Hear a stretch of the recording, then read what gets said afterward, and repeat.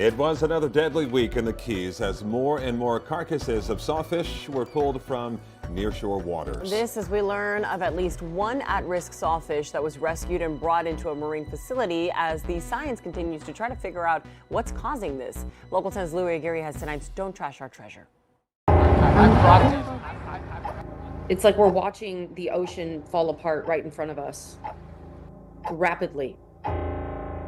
And this may be the last that we see of the sawfish. The death toll continues to climb. It had come up into the shallows, and this one was pretty large. Another critically endangered smalltooth sawfish stranding itself off Isla Morada over the weekend as Andy Thomas was driving by on the overseas highway near mile marker 74. Yeah, I just lost all emotion and was like, this is just absolute insanity. There is something in the water.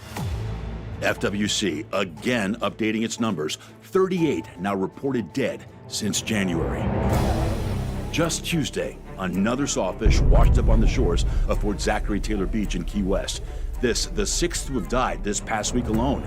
More than 150 others have been observed in crisis. We have put together a team to attempt to rescue and potentially rehab sawfish that are in distress. On This Week in South Florida, Gil McCrae, director of FWC's Fish and Wildlife Research Institute, described the unprecedented emergency response launched by NOAA to try and save sawfish in distress. Keep in mind, this has never been done before. It's a very tricky thing to find a sawfish that is healthy enough, given the distress we've seen them in, to survive the transport to a facility for potential rehab.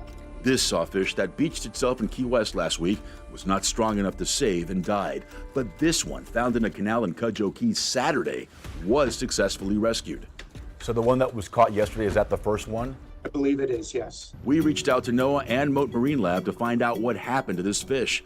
So far, they've not responded. It just doesn't seem to be letting up, and we still don't know what the cause is. Also on the case, Dr. Dean Grubbs, a researcher and sawfish expert with Florida State University. Since Friday, he's been back in the Keys with his team, catching sawfish to help solve this marine mystery. One of our big goals is to provide samples from healthy sawfish that the pathologists and toxicologists can then compare to samples that are collected from the distressed sawfish as well as the dead sawfish. So Grubb reports that he and his team were able to catch, sample, and release one healthy female just over 11 feet and two healthy males about 13 feet long. they're big animals. They're super strong. They're way quicker than you might think they are.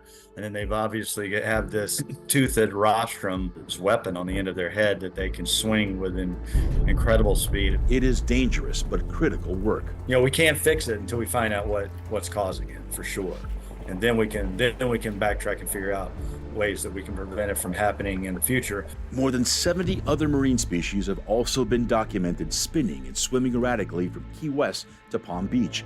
Some have turned up dead, but it is the sawfish that has suffered the highest mortality. You know, they're fish eaters, and so if it is something, a neurotoxin that accumulates up the food chain, and they're eating the fish that are affected by this, then it could potentially accumulate in them more than others. Elevated levels of Gambier discus, a benthic toxic microalgae, have been detected in water samples taken so far, and toxins have also been found in the flesh of necropsied fish. But scientists believe it's too soon to conclusively say that's what's causing this. Well, you have to realize there are multiple algal species that produce toxins and multiple toxins. So we have this matrix of multiple species and multiple toxins. The research continues with urgency. There is so much at stake. If we find out that the cause is because of something that we're doing to the environment, it should be a wake-up call for everybody that we need to change what we're doing and try to repair this environment that we've definitely damaged before it's irreversible.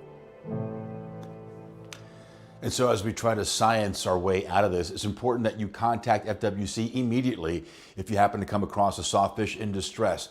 Their population numbers are already critically low, and we have to do everything we can to save the ones we have left. We have the hotline number for you, plus so much more on this in our web story. Just scan that QR code. It'll take you straight to the Don't Trash Our Treasure page on local10.com.